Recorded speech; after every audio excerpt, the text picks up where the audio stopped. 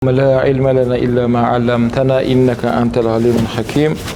ثم أما بعد, құрметті қажекелер, бүгінгі күніміздегі жасаған құлшылықтарымызды Алла қабыл етсін. Мына мәжіліс отырысымыз берекелі, хайырлы, дүние ақыретімізге пайда беретін, пайдалы білім алуымызды нәсіп етсін. Және алған білімімізге амал етуімізді нәсіп етсін. Бүгінгі дәріс бұл жүрек жайында болады. Бұл кешегі дәрістің жалғасы. Бұл пайғамбар саллаллаху алейхи ва саллям хадисінде айтты. Алла тағала сіздердің түр әлпеттеріңізге, дене бітімдеріңізге қарамайды деді. Бәлкім Алла тағала жүректеріңізге және амалдарыңызға қарайды деді. Бүгінгі дәріс жүрек жайында болады. Ертеңгі дәрісіміз Құдай қаласа осы хадистің жалғасы амал жайында болады. Жүрек. Мынау біз барып тауап жасап жүрген Каабаны, бұны кім соқты? Ибрахим пайғамбар соқты. Кешегі дәрісте айттық. Ал бүгінгі дәрістегі жүректі оны Алла соққан. Сонда адамның соққан Кааба егер бұзылса, қайттан оның орнына келтіруге болады. Бірақ Алланың соққан жүрегін оның орнына келтіре алмайды ешкім. Сол себепті адамның жүрегі Каабадан да мәртебесі биік деп кешегі дәріс айтып тұрғанымыз сол еді. Өйткені Каабаны кім соққан? Адам соқты. Адам ғой енді Ибрахим алейхиссалам. Жалпы. Ал жүректі кім соқты? Оны Алла соқты. Сол себепті біреудің жүрегімен әзілдесуге болмайды. Яғни біреудің абыройын төгіп, біреуді жаңағыдай ренжітіп, көңілін жығуға болмайды. Неге? Бұның бәрі жүрекке баратын әңгіме. Қазір ағашқа бір шегені қақсаң, жүздік шегені ма бір мысалға, бір кезген шегені қақсаң, кейін тәуба еткені ол шегені суырғаны. Бірақ ағашта не қалады? Із қалып кетеді. Сол себепті жүректі ауырттың ба, оны қанша кешірім сұрасаң да, жарайды болды, кешірін, жарайды оны көңіліңе алма деп қанша айтқанымен, оның жүрегіне не қалдырып кеттің сен? Із қалды. Және айтамын, шегені қақтың, жүрегін ауырттың. Кейін кешірім сұрадың, жарайды деді, шеген суырып алғаның, кешірім сұрағаның. Яғни тәубе еткенің. О не қалды? Орны қалып кетті. Сол себепті бұл жүрек, мынау шайтан ібліс, бір адам баласы өмірге келсе, оның да бір шайтаны туылады. Әр қайсымыздың шайтанымыз бар. Шайтан. Пайғамбар саллаллаху алейхи ва саллямда шайтаны болды, бірақ пайғамбар алейхиссаламның жүрегін сол жас бала кезінде екі періште келіп, пайғамбар алейхиссалам жас бала кезінде, оны сирадан өткесіздер. Шаққылы салдыр дейді. Мына көкірегін жарып, Расулланың жүрегін жәннаттың, сондай мынау Каусардың бұлағын суымен жуып тазалап, шайтанның жаңағы ұрпағы пайғамбарымыз азғыра алмайтындай қылып қойған. Азғырып пайғамбарымызды шайтан істей алмайды, жамандыққа бұйыра алмайды. Қалған ешқайсымыз құтыла алмаймыз одан. Сонда сол шайтан демек бізді не істейді? Азғырады екен. Енді біз үлкен қолшылықтың алдында тұрмыз. Бұл өмірімізде бір мәрте жасалынатын үлкен қажылық. Осы қажылықтың алдында біз жүрегімізді тазалап барымыз керек. Жүрек. Ыдыс деп айтайық. Енді осы ыдысқа жүрегімізді кірлеп, ластап тұрған үш арна бар екен. Сонда, мысалы, бір ыдысқа үш жағынан кеп, жаман нәрсе, нәжас құйылып жатыр да, тоқтамай. Оны қанша төгіп тастайық, қанша тазалайық, бірақ қайтадан құйылып тұрған арна келіп тұрса, ол толып қала береді ғой. Сол үшін бірінші не істеу керек? Не істеу керек? Бірінші арнаны жабу керек. Сен ыдысты тазаламай тұрып, бірінші нені жабу керек? Ана кранингті жауып тастау керек. Неға келмейтіндей қылып. Одан кейін тök, одан кейін тазала, одан кейін таза нәрсе құй, енді құйыла бастайды. Ең бірінші арна бұл тіл екен. Тіл мен жүрек бір арнада тұр. Қазір тілмен балағаттайсың ба біреуді ғайбаттайсың ба, біреуге жала жабасыз ба, біліңіз, оның еш жері кетіп атқан жоқ. Өзің жүрегіңді өлтіріп атсың. Және қайталап айтам. Біреу туралы өсек айтсаң да, өтірік айтсаң да, ол ондай болып қалған жоқ. Зиян кімге болып жатыр? Яғни өзіңізге болып жатыр, біліңіздер. Тіл мен жүрек екеуі бір арнада. Мынау кешегі тәлбие айтқан тілімізді енді сақтап жүрейік. Абу Бакр Сыдық радиаллаху анху осыны естіген кезде аузына тас салып жүру әдетін бастаған. Кішкене бір тасы болған ол кісінің. Тілінің астына салып жүреді екен. Не үшін десе, сөйлеп ауыз ашқан кезде тас түсіп кетеді ғой. Сөзі қолына қағып алады екенді ойлану үшін деп айтқанында.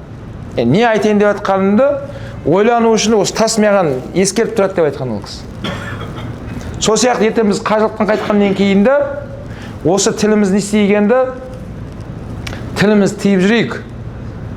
Өйткені және қайталап айтам. Тіліңізді біреумен балағаттаңыз да, жамандасаңыз да, ғайбаттасаңыз да, ол адам ондай болып жатқан жоқ. Өзіңіздің жүрегіңізді өлтіріп жатсыз. А бұл жүрек Алланың назары тіке түсіп тұратын бөлме ол. Иман осы жерде тұр.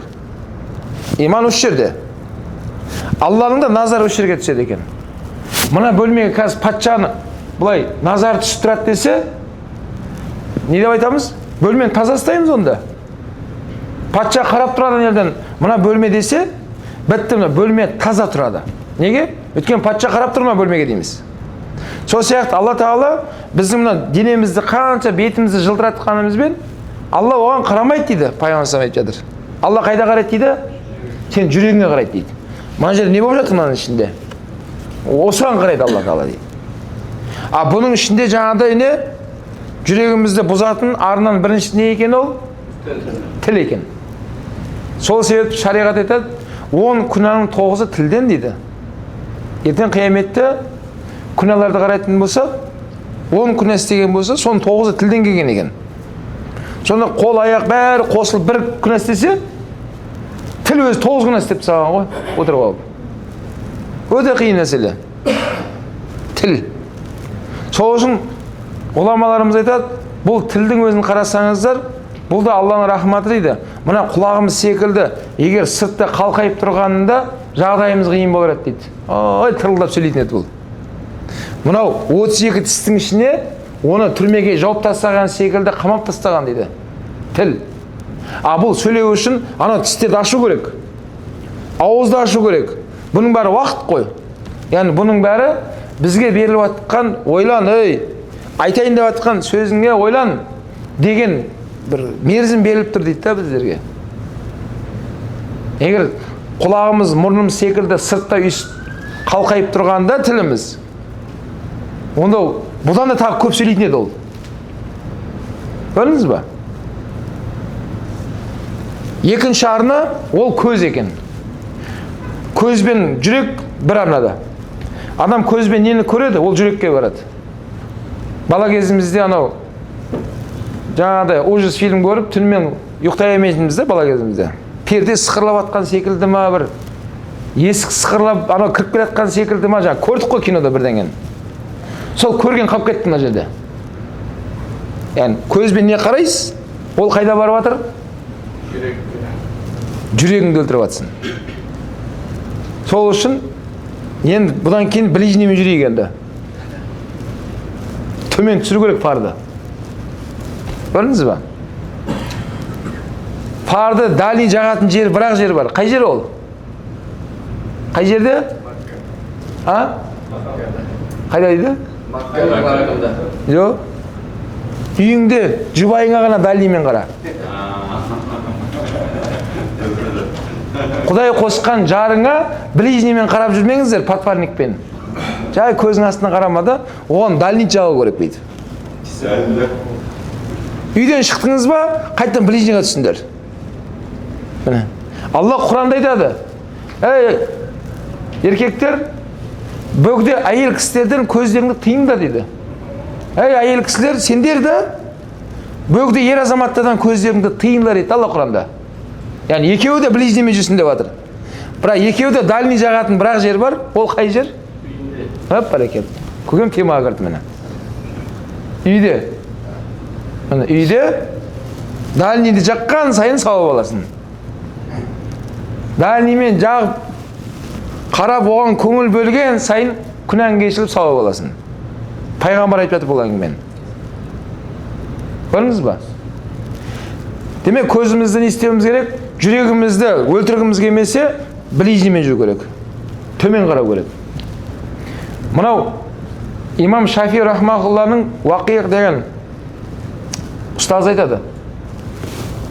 Сол имам Шафи Вақиғ деген ұстазына келіп шағымданғаны бар. Имам Шафи рахматулла мынау Құран жаттаған кезде мына бір бетті жаттап жатса, мына бетті жауып қоятын болған бір нәрсемен, көз түсіп кетпеу үшін. Егер мына жаттап жатып, мына жақ түсіп кетсе, қосып жаттап кете беретін болған да ол кісі.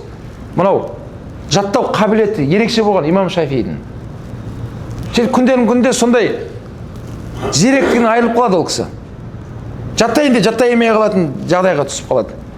Өзінің ұстазына соны айтады. Ұстаз, шейх, мен немен айырылып қалдым дейді. Жаттау қабілетімен. Сөзі шейх айтады, мүмкін біреуге дальниймен қарап қойған шығарсың дейді да. Я мен бір келе жатқан кезде бір теңіздің жағасында кішкене жел тұрып, ар жақта өтіп бара жатқан бір әйел кісінің анау көйлегінің етегі желбірегенін былай кетіп бара жатып, былай байқап қалған едім дейді да ол кісі. Негізі былай қарап бара жатыр ол кісі. Көзін жандырып мынаны да көруге болады ғой, мына жақ дұрыс па? Соған ана кісінің памяті құлап қалған ғой. Шейх соны айтты. Сен мынаған ана бірдеңеге қарағансың сен деді. Иә, болды сондай деді. Көзіңді тый деді. Қайттан ол көзін тиіп, тәуба қылып, қайттан сол анау жаттау қабілетін көтеріп алғанын айтады имам Шафи рахматулла. Демек бұл не? Көзбен күнәға қарадыңыз ба, мына өліп жатыр. Жүрек өліп жатыр деп біле беріңіздер. Жүрек кірленіп жатыр. Бұл екінші арна. Бірінші арна не екен сөйтсек? Тіл екен. Екінші арна? Үшінші арна? Құлақ. Үшінші арна не екен? Абай атамыз не дейді? Құлақтан кіріп, бойды алар дейді ғой. Қазір құлақтан не естіп жатсыздар? Ол жүрекке барып жатыр. Мысалы, Құран тыңдасаңыз қалай болады жүрегіңіз? Демалы, бір күшті болып. Жұма күні уағызға келіп уағыз тыңдайсыздар. Қалай болып қайтасыздар? Жұмаға дейін кішкене сәл басқаша болып, асығыс болып бүйтіп кіресіз мешітке. Жұмадан кейін не деген бейаз адам болып шығасыздар? Сабырлы, асықпай, бір-біріңізге жол беріп, аяқ киімін киіп алсын деп күтіп тұрып. Неге? Өйткені жұмадағы уағыз жүрекке кірді. Яғни сізді керемет бір жағдайға жеткізді. Білдіңіз ба? Осы Меккеде пайғамбар саллаллаху алейхи вассалам 40 жасқа толғанында пайғамбарлық аманат жүктелінді Расулаллаға. Ол Хира өңірі жайында дәрісте өтемін мен, Құдай қаласа. Сөйтіп, пайғамбар саллаллаху алейхи вассалам осы Мекке қаласында келатқан еді, анау қаланың шетінде бір қария әжейді көрді. Бір ауыр сүмкесін көтере алмай әрең кетіп бара жатқан бір әжейді көрді Расулалла. Бірақ жаңа әжей пайғамбарымыз танымай тұр. Сөйтіп пайғамбарымыз жетіп барып, жаңа әжейдің сүмкесін көтерісіп, сөйтсе, анау көрші ауылда тұратын апа екен. Сол көрші ауылға дейін бірге әңгімелесіп, Расулалла көтерісіп барды ана кісінің сүмкесін. Сөйтіп ол ауылына жеттіп, үйіне жеткеннен кейін жаңа қарт әжей пайғамбарымызға айтып жатыр. Балам, саған 1000 алғыс.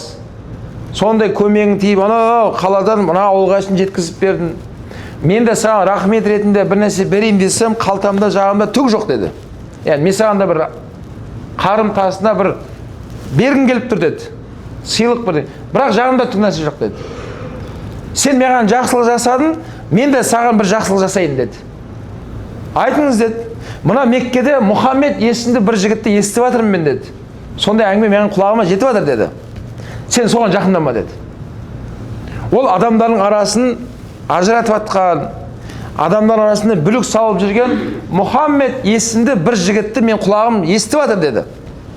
Мен саған істеген жақсылығым болсын, сен ол жігітке жақындама деді. Пайғамбар саллаллаху алейхи естіп болғаннан кейін Расулалла жымиды да, әжей, сол айтып жатқан Мұхаммед менмін деді Расулалла. Сол кезде әжейдің айтқаны, менің естігенім басқа адам еді ғой деп айтты ол кісі. Ал өмірде пайғамбар мүлдем басқа адам. Пайғамбар саллаллаху кім әңгімелессе, Расулалла өзіне баулап алады Расулалла. Әжей дінді қабылдады ана кісі. Яғни сонда иманға келу ол кісіге нәсіп етті. Сонда ести берген адам кім екен? Мүлдем басқа адамды. Мысалы сіз танымайсыз, көрмегенсіз, бір адам туралы сізге жамандай берсе, сол адам жек көріп кетесіз. Бірақ танымайсыз. Яғни бір адамды танимын деп айту үшін шариғат бойынша мынада 3 кезеңнен өткен болу керек. Мысалы пәленшені танисың ба десе, я танимын деп айту үшін үшеуінің біреуінде сізбен байланысқан болу керек. Не онымен осылай сапарда болғансыздар? Сапарда өз адамның шын бейнесі көрінеді, қандай адам екен. Не онымен көрші болып тұрған болуыңыз керек, көршілер біледі кімнің кім екен. Не онымен ақша мәселесі алыс беріс болған болу керек араларыңда. Не одан қарызға ақша алғасын, или оған қарызға ақша бергенсін, білмеймін. Сол ақша мәселесі кімнің кім екенін көрсетеді. Осы үшеуінің біреуінен өткен болсаңыз, хақыңыз бар, танисың ба десе, я мен танимын деп айту хақыңыз бар. Көрдіңіз ба? Ал бұл үшеуінен өтпеген адамды танисың ба десе, танимын деп айта алмайсыз. Демек, біреу-біреуді сөйтіп жамандай берсе, сіз жек көріп кетесіз. Алла Құранда айтады, сендерге құлақтарыңа жеткен ақпаратты анықтамай тұрып, оны сеніп, және сондай екен деп ақпарат таратпаңдар дейді Алла Құранда айтады. Ақ қарасын ажыратпай тұрып, сондай екен ғой деп, бірден үкім шығарып былай мағлұмат таратпаңыздар дейді Алла Құранда. Неге? Өйткені жетіп атқан ақпараттар, оны қарау керек, ол не нәрсе ол? Сондай ма, сондай емес па деген сияқты. Демек, құлақпен жаман нәрсені ести берсек, өсек, ғайбат, негативтер, ести берсе адам не болады? Жек көріп кетеді. Осы 3 арнаны не істеу керек?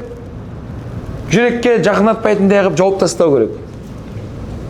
Тіл, көз, құлақ. Осы үшеуін бекіткеннен кейін барып, енді жүрекке келіп тұрған жаман нәрсені тоқтаттық иншалла. Қараңыздар. Енді жүректі енді тазалау керек. Ол тазалау, мынау Алла Тағаланың Құранына, пайғамбардың өсиетіне амал етумен жүрек тазаланады. Басқа вариант жоқ. Жүрек бұл Алланы еске алумен тынышталады. Алла Құран кәрімде солай дейді. Жүрек Алланы еске алумен тынышталады дейді. Ала бе зикриллахи татмайнал құлуб дейді аятта Алла. Не дейді? Біліңдер, жүрек Алланы еске алумен ғана ол тынышталады дейді. Ол тазарып тынышталады. Сонда Алланы еске алудың ең үлкені, демек бұл намаздан бастайсыздар. Құлшылық мұны. Мен намазды осы жерден бастап атқан кісілер болса, осыны елге алып қайтыңыздар. Қажылыққа дейінгі өміріңіз бар, қажылықтан кейінгі өмір болып басталу керек енді. Бір қария кісіден сұрайды екен, ақсақал, осы жасыңыз қаншада десе, 30-да дейді екен. Мен өзім 50-ден асып, сіз қалай 30-дасыз деп жаңағы сұрақ қойған жігіттер айтса, қария кісі айтады екен, мен Алланы еске алып намаз оқығаныма 30 жыл болды деп айтады екен. Ал оның алдында өмірімде Құдай кешірсін айтуға ұялам дейді екен ана кісі. Сонда намаз бастағанда 30 жыл болған ана кісінің. Соны өзі ғұмырым деп есептейді екен. Жасым 30 деп айтады екен. Көрдіңіз ба? Сонда Алланы еске алған жүрек ол тазара береді. Субханалла десеңіз жүрегіңіз нұрланады. Намаз оқып Аллаху акбар дедіңіз бе жүрегіңіз нұрланады. жүрек тазарылады сонымен. Кейін жүрек тазарғаннан кейін құлшылықпен енді оны нұрды толтырып тұру керек. Оған беріп тұру керек. Мысалға біздің қазір шөлдесен не істейміз? Су ішесіз. Қарның ашса, шаршасаң, бұның бәрі тәннің азығы. Миринда іш, банан же, мороженое же, шашлик же, білмеймін, пицца же. Бұның еш қайсы сіздің жаныңызға, жүрегіңізге азық болмайды. Бұның бәрі ненің азығы? Тәннің азығы болады. Тән. Мұна алып жатыр. Бұл негізінде тән, бұл жанға қызмет ететін, мініп жүрген көлігіміз ғой бұл негізінде. Мысалы, көлікке қарай беруге болмайды қайта-қайта. Біреу көлік сатып алып, жатса тұрса, тек көлігіне қарай беруге болмайды ғой. Көлікті Алла саған ары-бері жүріп тұрсын, ақыретіне азық жинабасын деп берген көлік етті ол же. Сен жанның азығын неға жинап тастап, тек қана көлікпен айналыса беруге болмайды. Қайта-қайта жуа беріп, қайта-қайта ана баллонын ауыстыра беріп, қайта-қайта чехолын ауыстыра беріп, ол қайтесің сен оны? Ол көлікті Алла Тағала саған ақырет мәңгі болған әлемге азық жинабасын деген көлік қой мұна берген. Мұна көлік мініп жүрген. Сонда біздің қазір азықтанып жатырмыз деп айтқан жаңағы ішіп, жем, демалу, жүру бәрі бұл тәннің азығы. Ал ішіндегі біз деп тұрған жан сол біз. Мысалы қазір бір-біріміздің денемізді көріп отырмыз ғой. Мұна мені көріп отырсыздар, бұл мен емеспін. Осының ішіндегі жан сол менмін. Уақыт сағат келген кезде жанды қысып ауыздан шығарады өлім періштесі. Мұна денені апарып топыраққа көміп тастайды. Мұна дене шірейді ертең топырақта жоқ болып кетеді бұл. Бұл жоқ болып кетеді мынау. Алла бұны жоқтан бар еткенін айтты. Қайттан жоғалтатынын айтты. Ертең қияметте қайтадан тірілтетінін айтты аятта Құранда. Сонда жан бұны Алла Тағала мәңгіге жаратқанда, жан қартаймайды. Жан ешқашан жоғалмайды. Жан өлмейді ешқашан. Мұны қария ақсақалдардан сұраймыз ғой. Мұны аяқ құрғыр кішкене бір қисайған болмаса, көңілім жас деп айтады ақсақал. Сол көңілім деп тұрғаны сол жан. Ол ешқашан қартаймайды. Сонда сол жанымыздың азығын ол намаздан аласыз. Осындай үлкен қажылыққа келумен аласыз. Умраға келумен аласыз. Құран оқумен аласыз. Сонда мына жүрек, демек тазару деп тұрғанымыз Алланы еске алған жүрек, тірі жүрек көп есептелінеді. Алланы еске алмай жүрген жүрек ол өлі жүрек көп есептелінеді. Бұлай құр жүргені болмаса арада, ол баяда өмір өтіп кеткен адам болып есептелінеді. Өйткені Алланы еске алмай жатқан жүрек ол. Осы жүрек немен тазарады екен? Истиғфар, тәуба, құлшылықпен, зікір, Алланы еске алып ұлықтаумен, салауат айтумен Расулаллаға жүрек тазарады екен. Бірақ соған қосымша, және біз оған күш беріп тұрмыз керек. Жаңа айтқанда денемізге қарным жаста тамақ беріп жатырмыз, шөлдесі су беріп жатырмыз ғой. Сол сияқты жанға да азық беріп тұру керек. Ол да үш ағзамыз екен. Тіл, көз, құлақ екен. Жүрекке барып тұратын, нәр беріп тұратын осы үшеу екен. Тіліңізбен Субханалла дедіңіз ба, ол бірден жүрекке барады. Пайғамбарға салауат айттыңыз ба, жүрекке нұр болып барып жатыр. Құран оқыдыңыз ба, Алхамдулиллахи Роббил Аламин деп Фатиха сөзі оқытсыз ба, қайда барып жатыр ол? Жүрекке барып жатыр. Кабаға көзбен қарап жатсыз ба, ол жүрекке нұр болып барып жатыр. Бір ғибрат көзбен қарадыңыз ба, бір жақсы нәрсеге, жүрекке барып жатыр ол. Бұл көзбен, демек, біз біреудің кемшілігін іздеп, біреудің кірін жинап жүру үшін берілген жоқ бұл көз. Бұл көзбен, ғибрат көзбен қарауымыз керек. Бір топ шәкірт ұстазының алдынан шығып, дәрістен шығып көшеде келе жатса, көшенің жиегінде бір ит өліп жатыр екен. Ит машина қағып кеткен бай өліп жатыр екен да. Содан бір топ шәкірттер, мынау ит сасып кетті, бетін жауып, аузын жауып, бұлай айналып өтіп жатса, сол шәкірттердің ішінде біреуі ғана, қараңдар тісі бүтін тісі аппақ әдемі екен деп айтқан да. Сонда өліп кеткен иттің бойынан ол көз не іздеп жатыр? Соны Алла оған ниетіне қарай оны көрсетті оған. Тісі әдемі екен деп айтқан да. Тісі аппақ бүтін екен. Иттің ше. Аналардан жаңағылар басқа жағына қарап жатыр. Ал ана бір өзі басқа нәрсені іздеп тұр да. Сол секілді біз Құдайдың берген көзімен қазір әрқайсымыздан жақсы нәрсе іздесек, әрқайсымызда Алланың берген сондай дарын бар бойлаймызда. Менде жоқ нәрсе Талғатта бар. Талғатта жоқ бар нәрсе ар жақтағы не сізде жоқ деген секілді ғой. Солай ма Талғат? Алло. Иә дейді. Тоқтаймыз да, не істейміз? Талғат тоқтаса бәрін тоқтаймыз ғой. Балық басынан шірейді дейді. Аман. Балық басынан шіресе бәрін ұйықтаймыз онда кез. Жақсы. Демек, құлақпен пайдалы насихат, Құран, пайғамбарымыздың өсиетін тыңдадыңыз ба? Жүрегіңізге нәр барып тұрады солайынан. Барып тұрады бұл жерге. Сол үшін білім бізге парыз. Пайғамбар саллаллаху алейхи вассалам осы Меккеде мешітке осылай кіріп келді. Мешітте сахабалар екі топқа бөлініп отқан еді.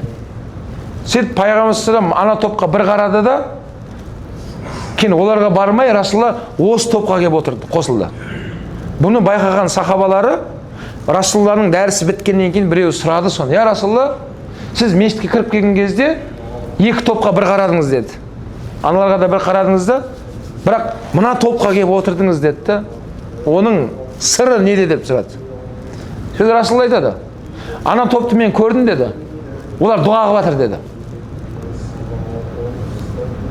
Олардың мүмкін дұғалары қабыл болып жатыр, мүмкін қабыл болмай жатыр деді. Ал мына топ білім алып жатыр деді. Бұлар міндетті түрде қабыл болып жатыр деді. Көрдіңіз ба? Демек, біліммен міне біздің жүрегіміз нұрланып тұрады. Осы білім арқылы біз адамдық деңгейімізде жүреміз. Сол үшін білім парыз етілді. Сол үшін ең алғашқы Құрандағы аят, оқы, білім ал деп тұрған аят ең бір сол үшін түсті. Міне, жүректі осы біліммен нұрландырып тұрмасаңыз, жүрегіңіз өле береді. Жүрек қарая береді. Расулаллах айтады, кімде кім себептен себепсіз 3 жұма намазға бармай былай тастап қойса дейді. Осы жұма бармады, келесі жұма бармады, одан кейін тағы жұмада бармады. Бірақ ешқандай не жоқ? Үзір жоқ. Яғни ауырып қалса үзір ол. Сапарға жолаушы болып шығып кетсең үзір ол. Алла Құранда өз рұқсатын беріп тұр. Тіпті жолаушымен ауырып қалған науқас адамға Рамазандағы оразасында ұстамай ақ қойсаң болады деп тұр Алла. Сапарыңды аяқтап ал, немесе еміңді алып ал, кейін артынан бір күнге бір күн қазасын өтеп берсең болады деп тұр Алла Құранда.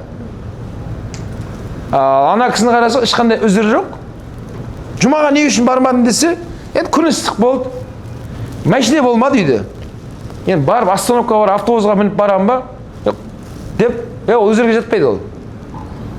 Ол неге жатпайды? Бала кезімізде талай көргенбіз. Жұма намазынан шыққаннан кейін мешіттің стоянкасында есектер байланып тұрады. Мен бала кезімде есімде сол. Шалғай ауылдан сол замандағы ақсақалдар есекпен келетін жұма намазға. Қазір күндей 100 метр сайын мешіт жоқ ол замандарда. Бір аудан орталығында бірақ мешіт болуы мүмкін, бірақ шалғай ауылдардың ешқайсында мешіт жоқ. Мен бала кезімде есімде сол.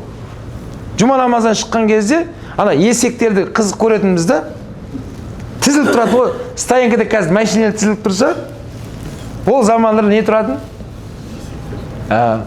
Сен жұма намаздан кейін қайттан сол есектеріне мініп алып, сол замандағы аталарымыз ауылына кетеді қайттан. Бірақ олар айтқан жоқ та, күн ыстық екен, жанып тұр екен. Қой, мына күннің астында есекпен мен сағаттап жұмаға қалай барамын деп олар өзір айтпаған. Олар қалай да болсын, ерте қозғалып жұмаға келетін сол кісілер. Енді Расулаллах айтып жатыр, Жұма намазды 3 жұманы үзіліссіз жай бекерден бекер былай жіберіп жатсаңдар, жүрекке қара дақ түседі деді. Сол қара дақ ол үлкейеді деді. Үлкейгеннен кейін ол не болады енді? Құдай сақтасын, оның бойында мейірім, сабырлық, қанағат, көптеген жақсы сипаттар іске аспай қалады. Яғни анау жауып қалады бәрін. Жүрек қарайып қалды. Сол жүректі нұрландырып, әрдайым ұстап тұру үшін, демек бізге күнделікті 5 мезгіл намазымыз, бір жетіде келетін жұма намазымыз, оның арасында Құран, салауат, зікірлеріміз, дұғаларымыз, оның арасында кейін Рамазанда келген оразаң, оның арасында осындай умра қажылығың, үлкен қажылығың, осының бәрін орындап жүрген кезде жүрек оянып тірі болып тұрады екен да. Жүрек тірі адам болып сізді оятып тұрады. Сосын ақсақалдар дұға қылған кезде айтады ғой, 4 көзіміз түгел деген дұға бар, білесіздер, не деп айтады ақсақалдар батады? Мынау 4 көзіміз түгел болып деп сөз бар осындай. Енді 2 көз мынау енді. Қалған 2 көз қайсы дейміз. Немесе мынандай бір сөз бар. Я Алла, көзімді соқыр қылсаң да, көкірек көзімді соқырма деген дұғалар бар. Көкірек көз деп атқан жүректі айтып жатыр олар. Жүрек. Мына жүрек соқыр болған кезде адам надандық шекке кете береді. Ал бір адамдар бар, көзі көрмесе де, бірақ жүрек көзі көріп тұр. Жүрек көзі. Соны батада айтады ақсақалдар. Я Алла, көзімді соқыр қылсаң да, немді соқыр қылма дейді. Жүрек көзімді соқыр қылма деген дұғалар бар да ақсақалдарда. Ал жүрек көз деп тұрған бұл иманды айтып жатыр. Жүрек қарайған кезде имансыздар істейтін амалдар адам істеп кете береді беймарал. Ешқандай көңілін алмай ұрып кете береді бәрін. Неге десе, жүрегі қарайып қалды. Сол үшін мынау үлкен қажылықтың алдында иншалла санаулы күндеріміз қалды. Осы жүрегімізді не істейік? Тазарту керек. Біз өзімізбен өзіміз әлек болуымыз керек. Абай атамыз айтады, түсінген адамға мына өмірде қызық жоқ дейді. Түсінген адамға қазір сіз біреумен ойлауға уақытыңыз болмау керек. Өзімізбен өзіміз негізінде қолымыз босамау керек. Қалай болып жатыр? Мына жүрек қалай болып жатыр? Жүрегімді кірлеп қоймадым ба? Мына жүректе реніш, өкпе, жек көру, көре алмаушылық деген кірдің бәрін шығарып тастау керек. Неде болмау керек ондай нәрсе.